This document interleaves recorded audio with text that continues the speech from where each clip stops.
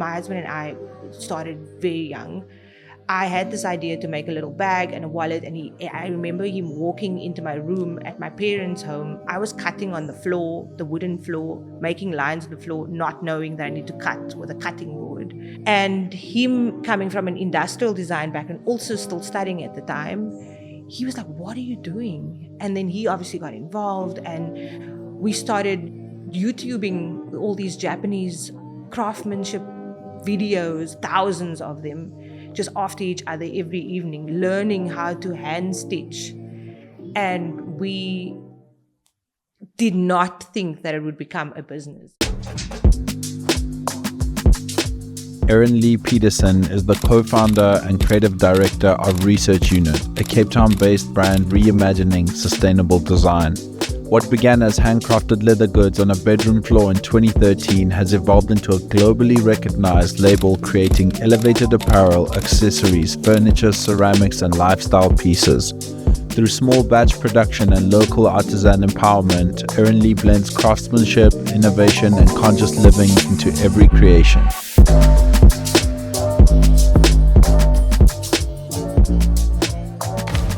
Heavy is the head to wear the crown. When I take the crown off, I put it on ice. Erin-Lee Petersen, thank you so much. Thank you for making time. Cool, no problems. I want to start the story by saying my fiance and I are walking down the street. Little story for everyone. And then we came across your store the one time when it was still like renovating. You guys were still in renovations, and it was like the windows were covered. We're like, I wonder what this is. We need to figure it out. Oh, and then another night, crazy, we forgot about it. We are walking down Bree Street, and then we come across the store. It was like evening, the sun was setting, and we saw some lights. We're like, let's go see what that store's about, you know? Yeah. We walk into the most beautiful clothing store, curation, unbelievable. I remember just walking in and seeing that like beautiful paving in the front. Oh, yeah, right. We're just like, hi, sorry, is this, are you guys open? Yeah, I or is this that. a launch or like a private thing? You're like, yeah, we're open and it's a launch. Come in, guys. And then we came in, and just like, honestly, it's so beautiful to discover something like that on a walk. It was felt like a hidden gem that we walked into, and it was like, we got to meet you, we got to meet Chad, we got to meet your team, and we got to just chat. And you told us about the garments. My fiance bought this beautiful smoker's jacket that she's been loving, and everywhere we walk into, every room, we were just in Johannesburg, everyone's just like staring at her jacket and staring at her. And here we are, and we get to sit down with you, and we get to pick your brain. What a blessing. So where I'd love to start, before we get into your life story, I'd just love to know if you're at like a dinner party with Chad, how do you best describe what you do professionally, and what's the sort of elevator pitch of what Research Unit is? Your elevator pitch is like 15 seconds. Let's go. So we are a multidisciplinary brand. We've become a multidisciplinary brand, and it ranges between fashion, elevated pieces that are designed by me and Chad, but really just what we want to wear. But it really just resonates with the whole bunch of people in the world. And yeah, I think from a multidisciplinary brand perspective, it's art, ceramics, fashion, accessories, leather at a transformative level, where it's not just your normal feeling of things. It's really just something that is unique, something that is limited, something that we'll never make again. Therefore, you're getting something completely unique, and I think that's what people want to see in the world. And the fact that it's super sustainable as well as super slow. Super slow. Incredible. So yeah, it's so genius. I mean, just looking at some of the garments that you're like, there's only 3 of these, there's only a few of these are not going to come back for a little while, these ones we're going to maybe bring back another color. I love that. And was that always the sort of intention behind it, or does that just No, that wasn't. The intention behind it was to build quite a big brand and make a whole lot of it. initially when we started in 2012, so we started in 2011, 2012, without it me even seeing it as a business specifically. I always knew that I had a affinity for selling. I could sell you anything, a TV, what do you want? Whatever. I could sell you anything. But the whole issue was that I just wanted to do something on the side, and it was really just something that I was a little bit dissatisfied. I was working in high-end retail as well as radio, as well as I had 3 jobs at that point. But I was just enjoying all of those things. And it became something where it was just something on the side. And it's really just because we have such limited resources in South Africa. Wow. So we had to limit ourselves, but also push the boundaries. So no, not intentionally. Wow, We thought that model wasn't going to work at all. Because people want to buy something that they see now, and then there's a whole lot of people that want to buy the same thing. Yes. But because of the limited resources, we couldn't do that. We just couldn't do that. We couldn't get like the best fabric from everywhere in the world and bring it in. It was too expensive. So we went to find the best fabric in South Africa, or in Cape Town specifically. Went to all the different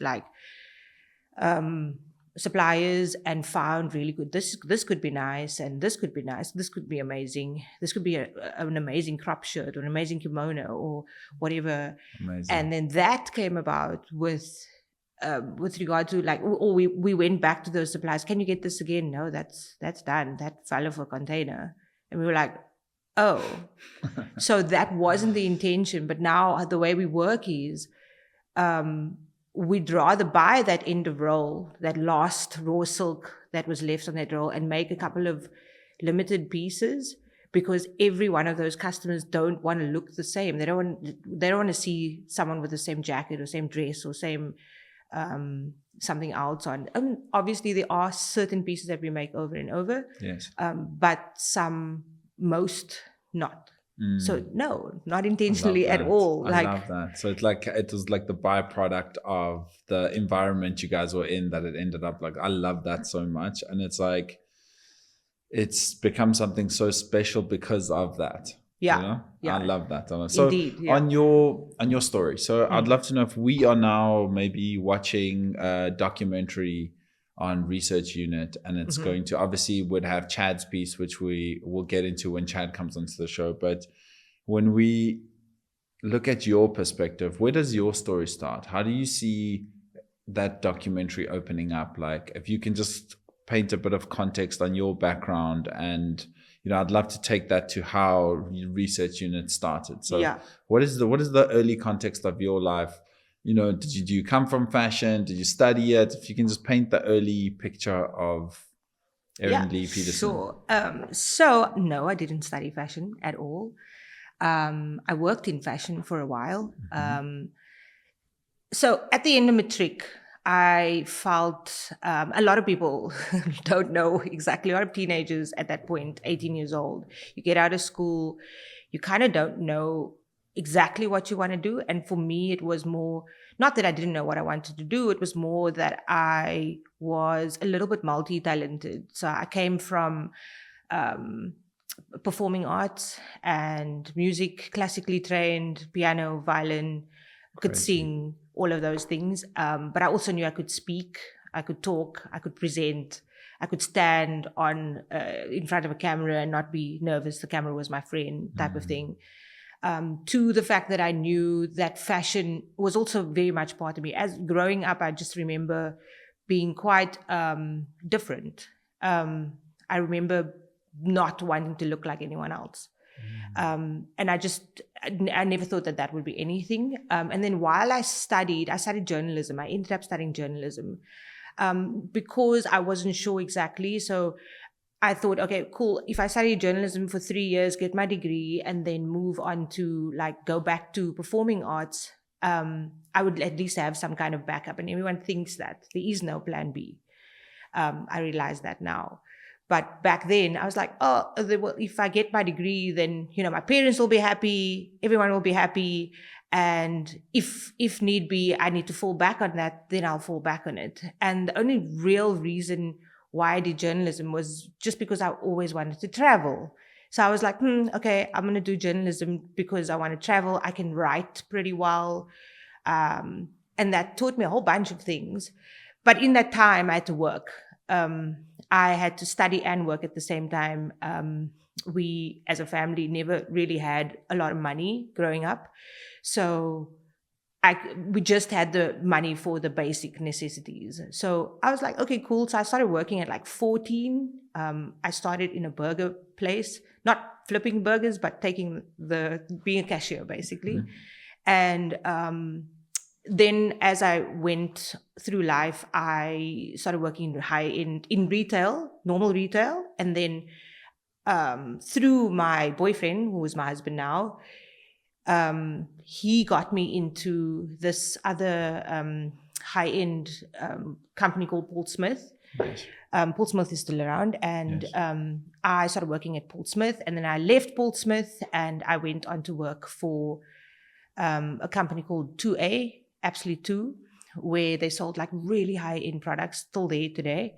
Did the bug sort of bite you then? Were you like getting really into it working in retail, or where does the bug bite you? The bug bit me at 2A. Okay. Because I was studying, I was in radio at that point. I was just producing, just started in radio, just finished my degree, got this position as a traffic reporter. I was like, cool.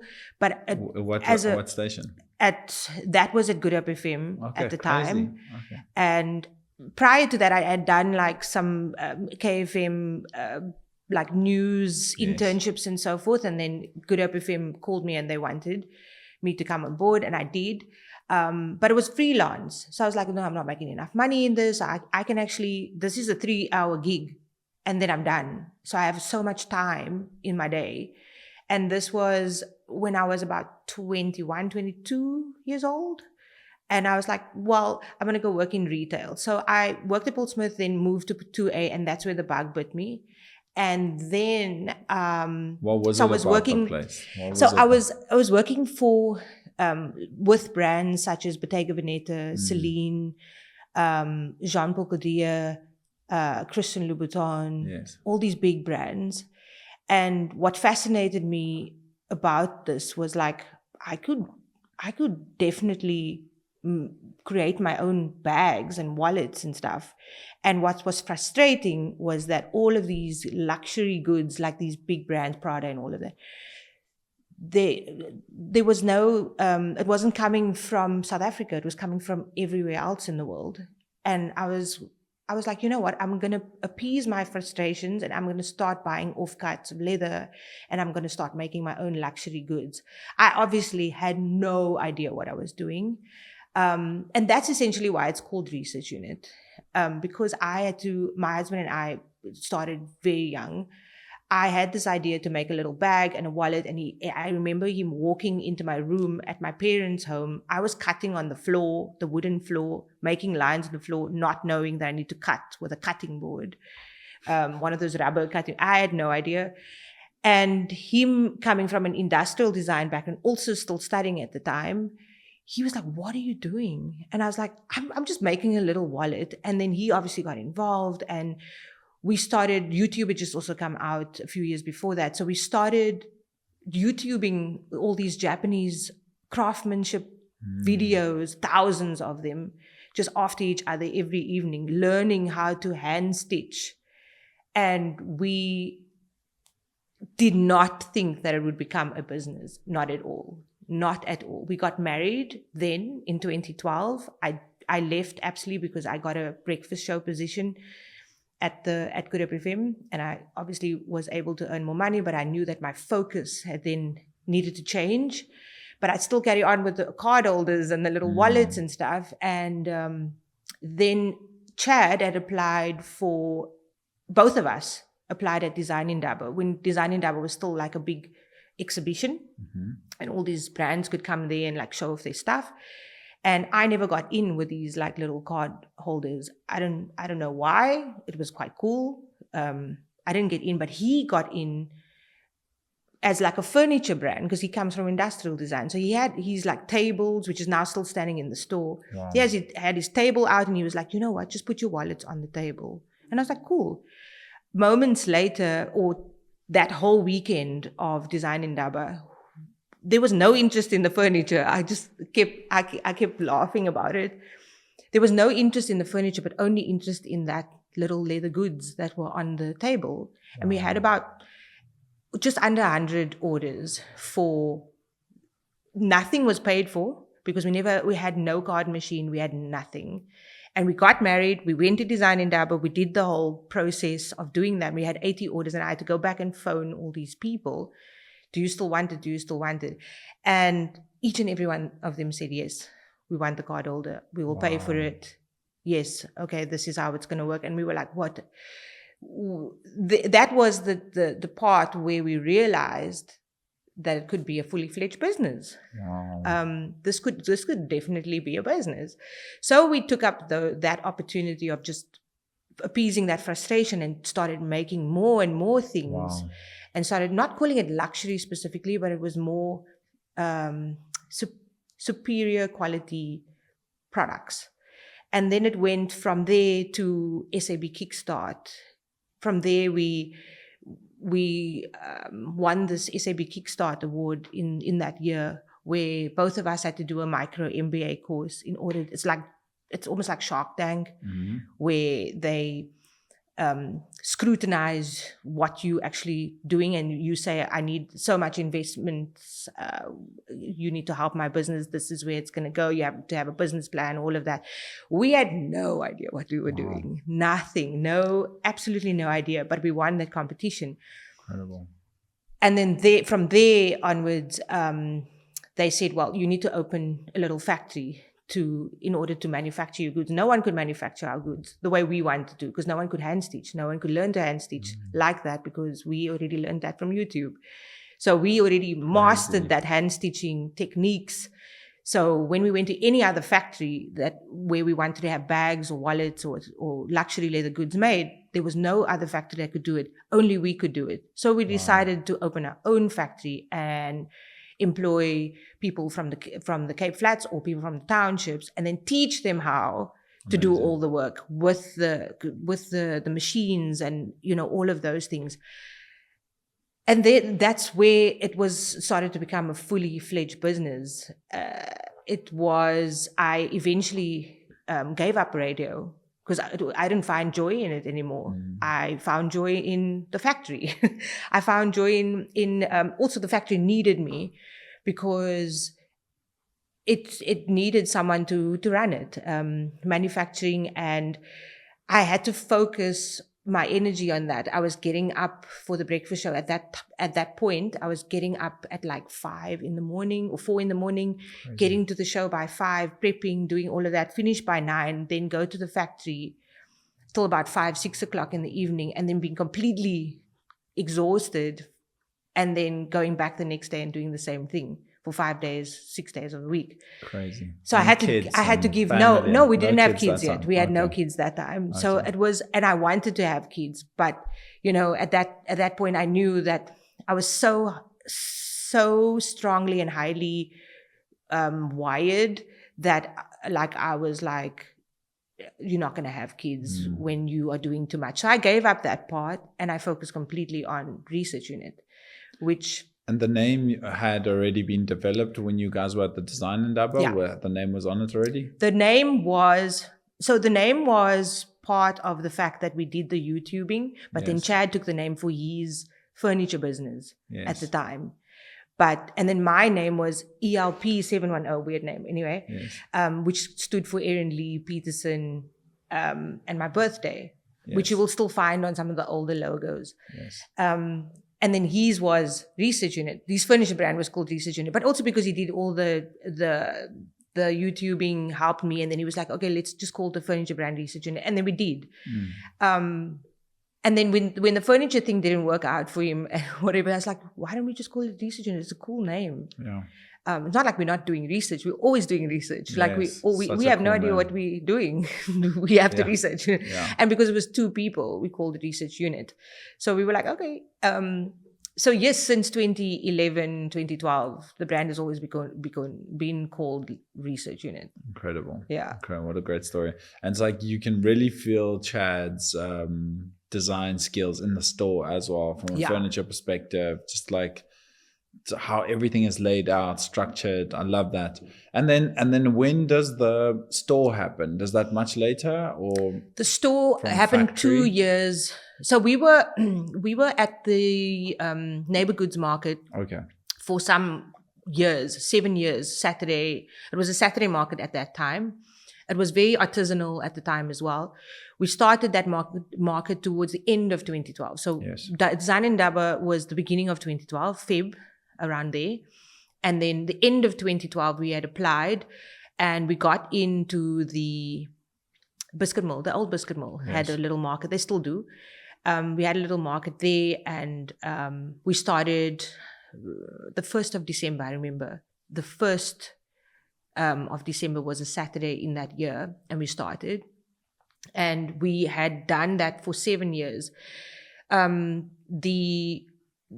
The store, not the one that you came into, we started running our watershed store, our waterfront store, in 2014 when they redid the whole watershed. There were some brands that they earmarked to come into the watershed as new brands, and luckily we didn't apply to the watershed. We just thought, oh, that would be a good place to have a little stall to have our brand be exposed every day. So we took up that opportunity. It was a little stall, a tiny little stall. It was like not even a store. And we decided in 2014 to open that V&A little shop that tourists or whoever could walk through and come there every day. And now we are at the watershed now for this year, 11 years. Crazy. We've stayed at the watershed, stayed at the waterfront, even through COVID. We tried to keep it up and just keep it going. So that store happened, and that store has been a game changer. Really? Because, even though it's a little shop in the watershed, there are thousands of tourists that come through there every day. Wow. People from all over the world that see your brand for the first time. And only a few, the Bree Street store has really only been open since July last year. We got the space in July. But that also happened very serendipitously. Like it was literally just like, I'm open, give me any opportunity today, now, whatever. And it kind of just happened. Wow.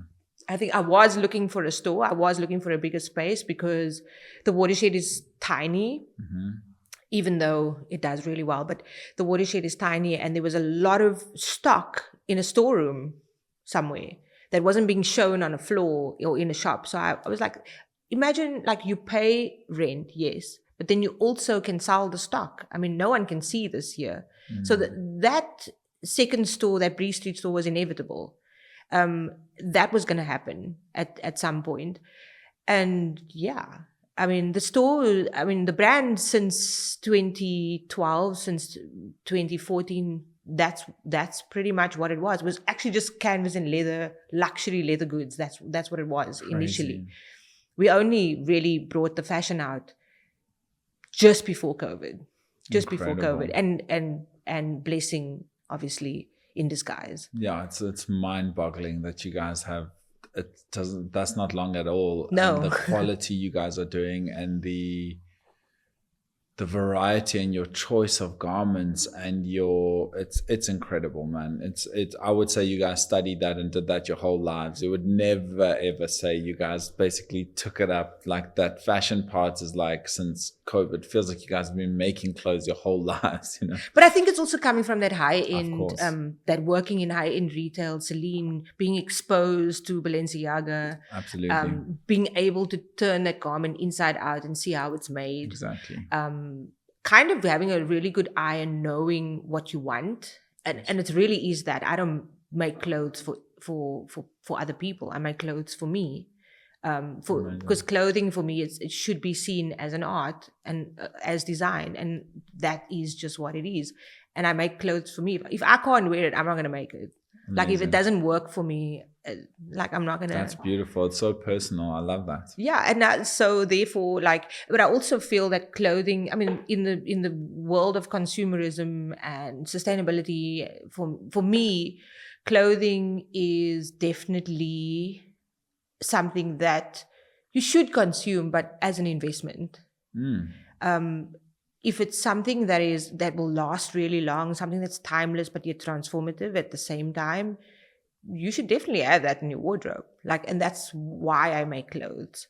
I believe in innovation. I believe that you need to change all the time and you can't remain stagnant. So that for me is why I make clothes. Like, yeah. Amazing. I love that. And you guys are so stylish yourself. And Chad, I didn't get to chat much to Chad, but also like you guys, just the way you guys dress, the way you guys, just you embody the brand. I love that so much because in many ways, people are buying into the idea of you guys as people, sometimes more than just the garments. And I really love that it's that personal to you, that it's like, it's not, I'm trying to make something that I feel is in trend. It's trying to make something I want to wear. And I love that so much. I mean, I would imagine if I ever were to try my hand in anything to do with fashion, that's exactly how I would tackle it, to go like, this is what I need. Yes. But then it would probably be strange because then it would be these like really long pants that's like because you're super tall. That's why.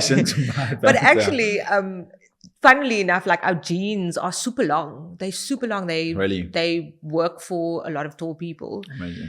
Because you can tailor it or whatever. But also because our jeans,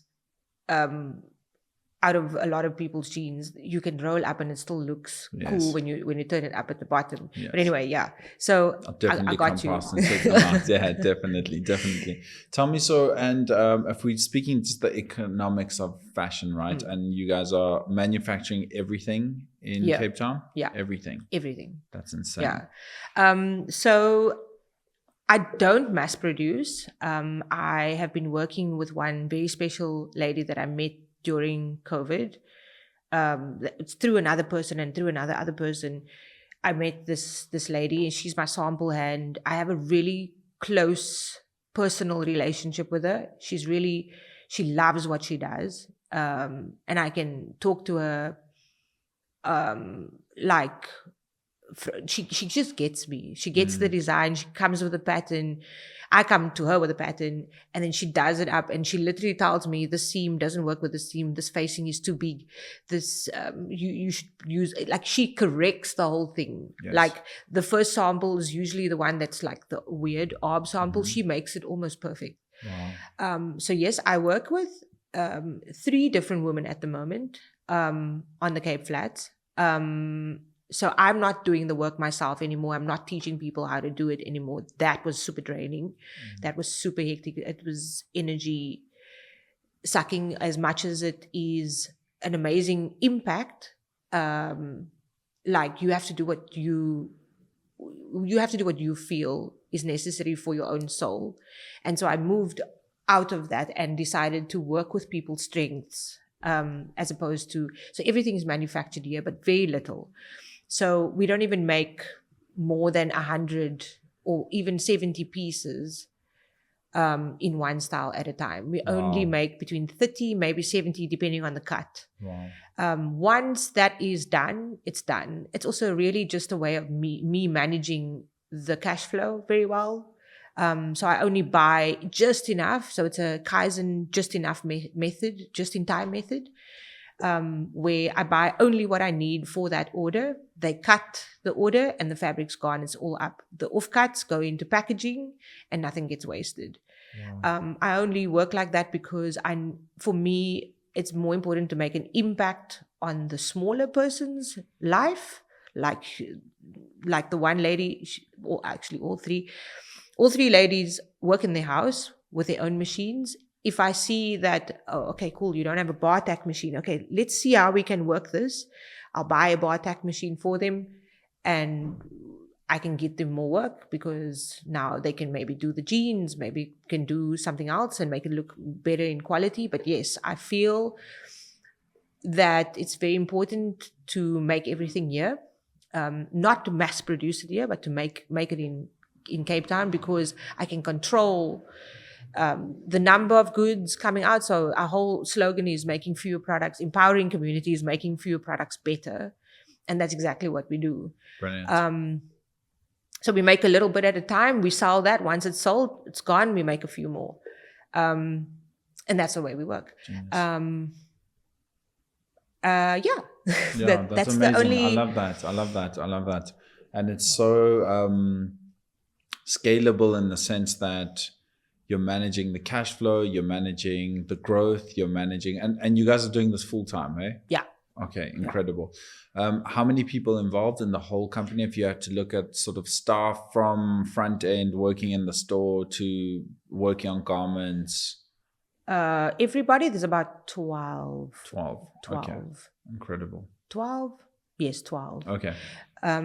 If we are looking into the future of, say, 5 years, 10 years, do you envision it becoming sort of a store in each city, or are there cities around the world that you would imagine a store being in? Like, if we're looking into the lens of Erin's future, what would that look like?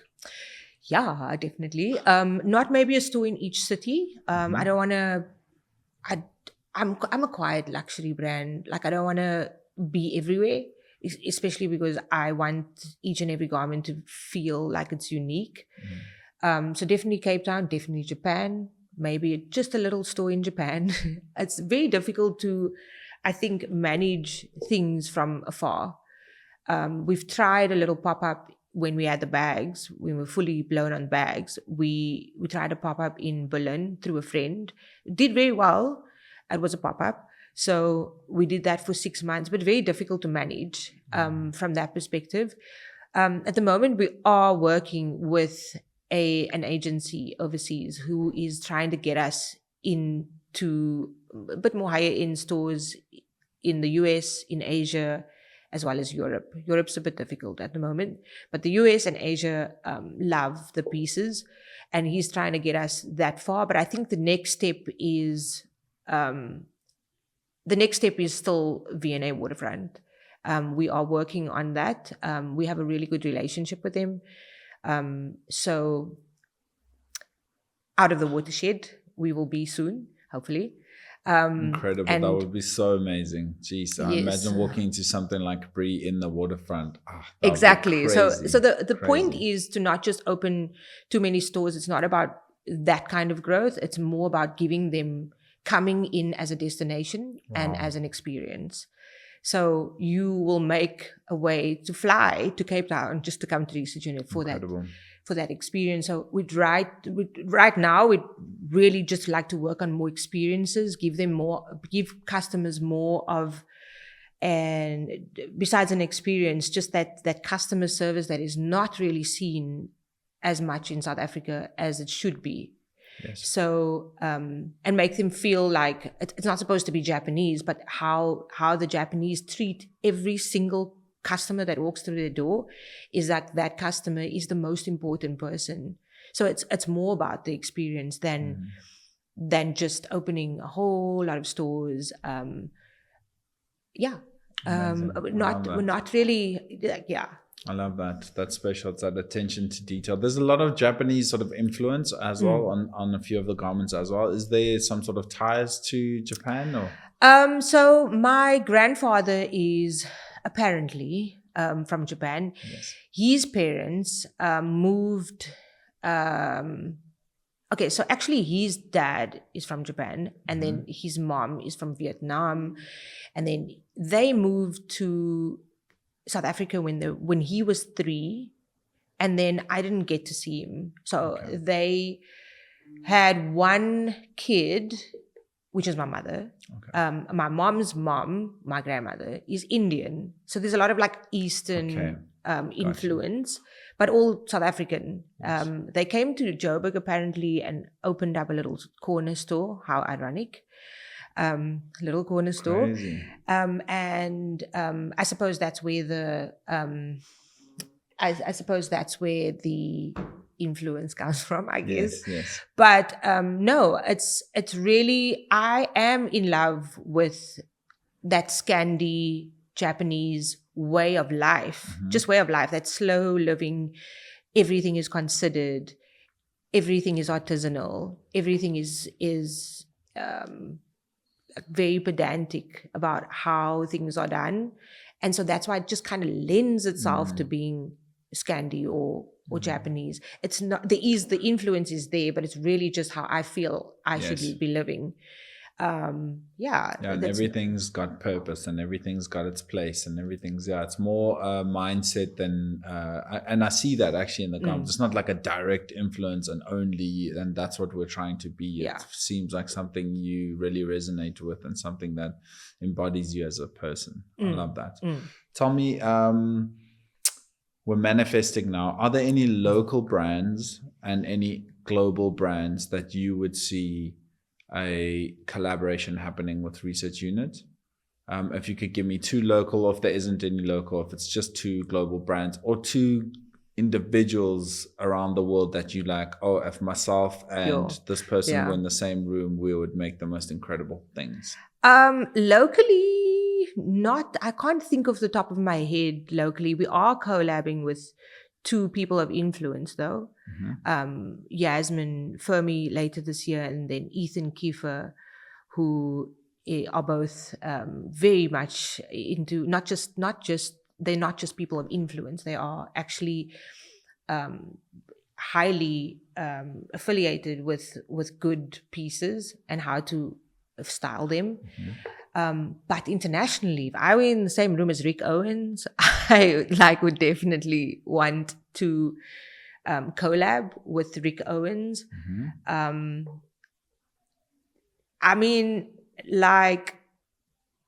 there's something about Rick that is just so intrinsically transformative that he just thinks on another level. Also Demna. Demna.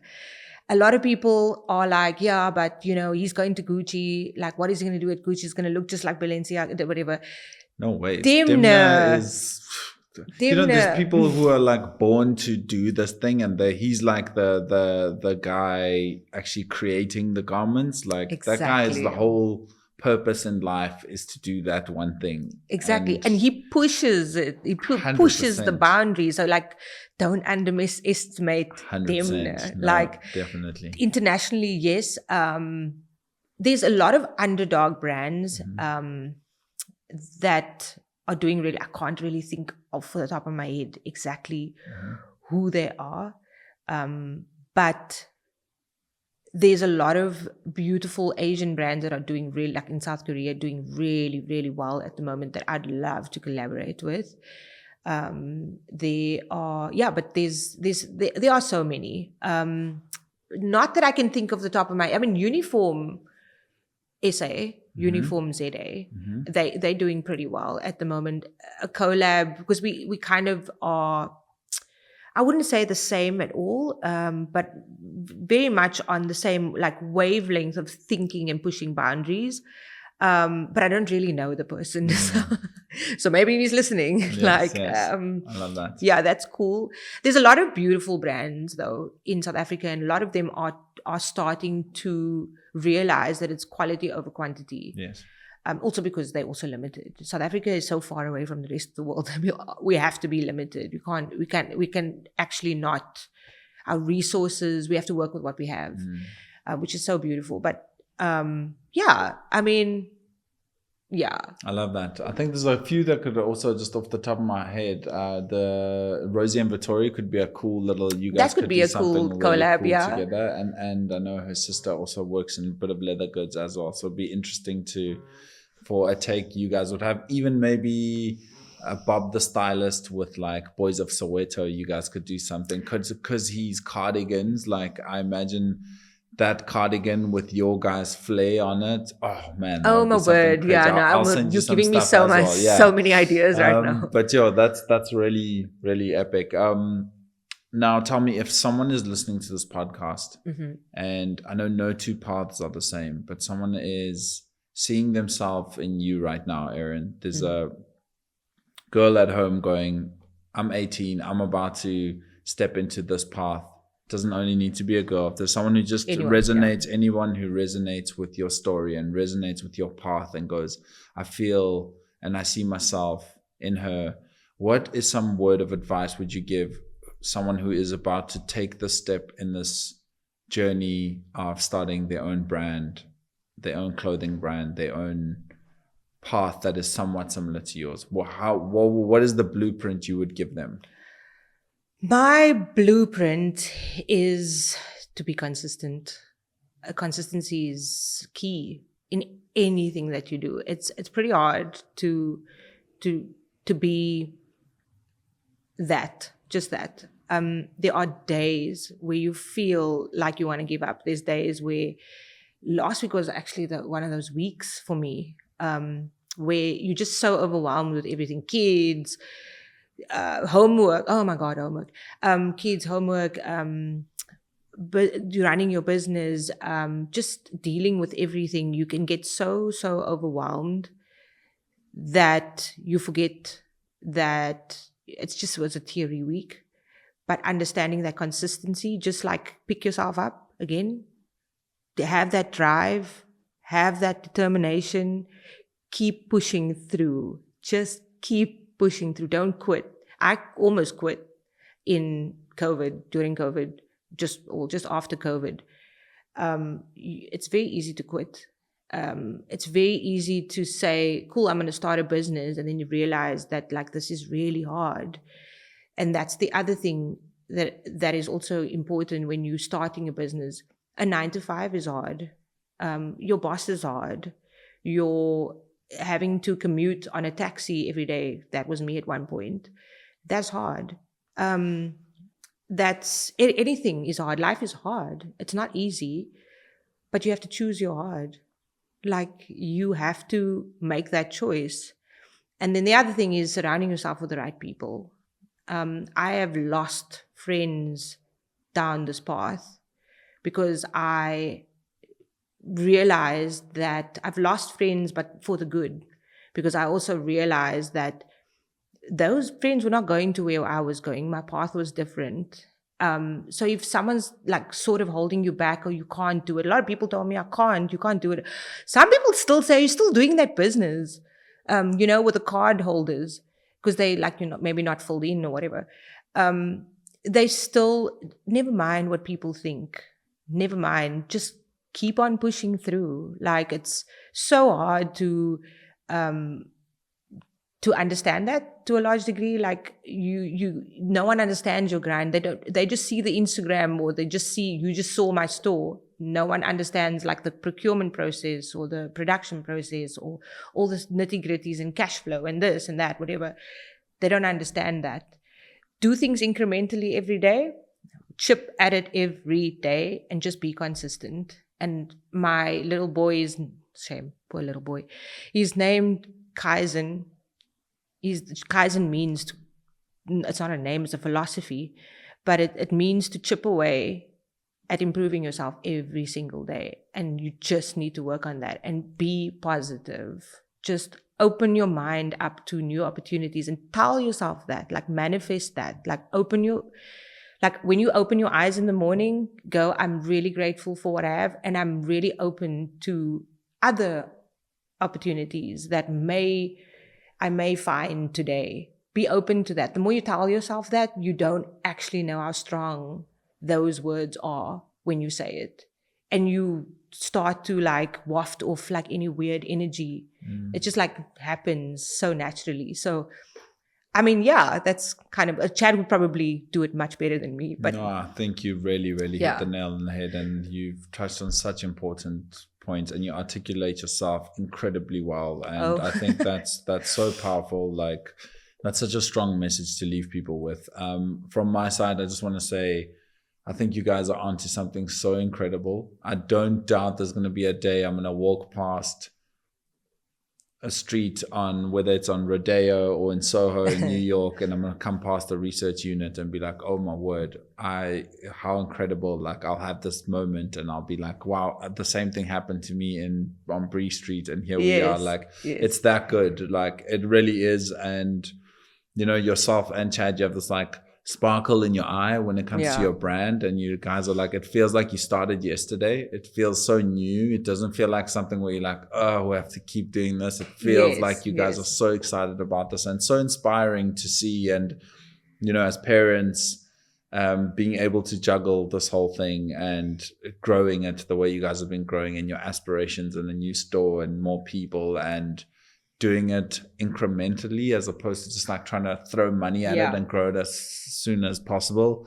Like the way you guys have been doing it, even your approach is like sustainable. Your business etiquette is sustainability. It's incredible. And I don't doubt it's going to be one of the biggest, greatest things. I don't understand. I was telling my fiance, I was like, I don't understand how You missed it's it. priced the way it's priced. Oh, okay. Yeah, I was more shocked with that. It's like, it feels like so fairly priced, if that is the thing. It feels like it should be 3 times the price for the garments, to be honest with you. And it's just like, it feels like someone's not trying to rip you off here, and it feels like luxury.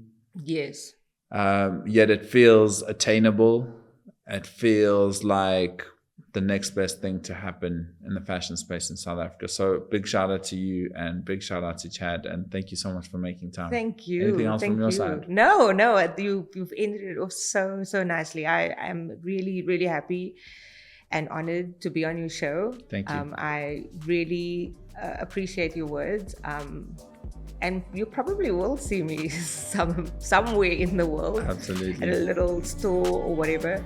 But let's just see where the time takes us and how the universe opens up things for us. And yeah, Amazing. Thanks. Thank you so much. That was so beautiful. That was incredible. I love it.